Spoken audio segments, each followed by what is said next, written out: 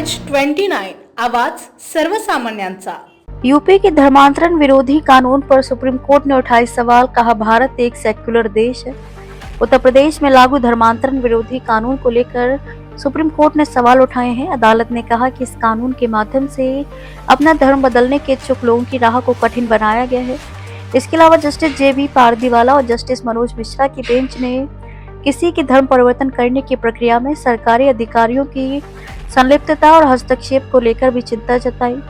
Bench ने कहा कि ऐसा लगता है कि कानून इसलिए बनाया गया है कि किसी के धर्म परिवर्तन करने की प्रक्रिया में सरकारी मशीनरी के दखल को बढ़ाया जा सके। हालांकि अदालत ने यह भी स्पष्ट कर दिया कि यूपी के धर्मांतरण विरोधी कानून की वैधता पर फिलहाल अदालत विचार नहीं कर सकती। बेंच ने यह भी याद दिलाया कि भारत एक सेक्युलर देश है और कोई भी अपनी इच्छा के अनुसार धर्मांतरण कर सकता है।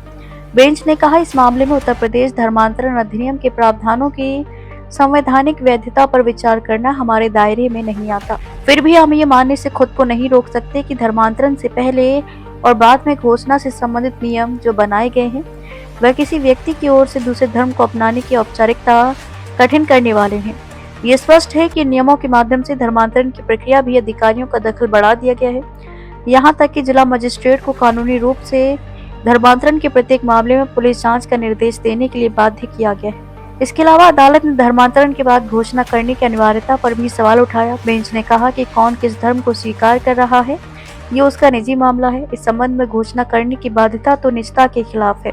बेंच ने कहा, ये सोचने की बात है कि आखिर क्या जरूरत है कि कोई बताए कि उसने अपना धर्म परिवर्तन कर लिया है और अब वह किस मजहब को मानता है। इस पर विचार करने की जरूरत है कि क्या ये नियम निजता के प्रावधान का उल्लंघन नहीं है। न्यायालय ने यह भी रेखांकित किया कि यद्यपि धर्मनिरपेक्ष शब्द 1976 में एक संशोधन के माध्यम से संविधान में जोड़ा गया था, फिर भी धर्मनिरपेक्षता संविधान के मूल ढांचे का एक अभिन्न अंग है।